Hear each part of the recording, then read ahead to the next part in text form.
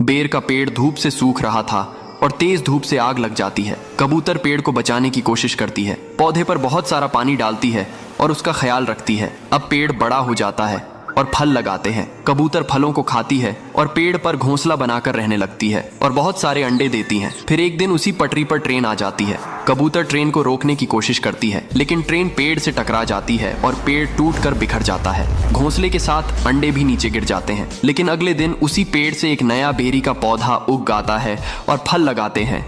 लेकिन कबूतर फिर भी रोने लगती है। फिर लाइक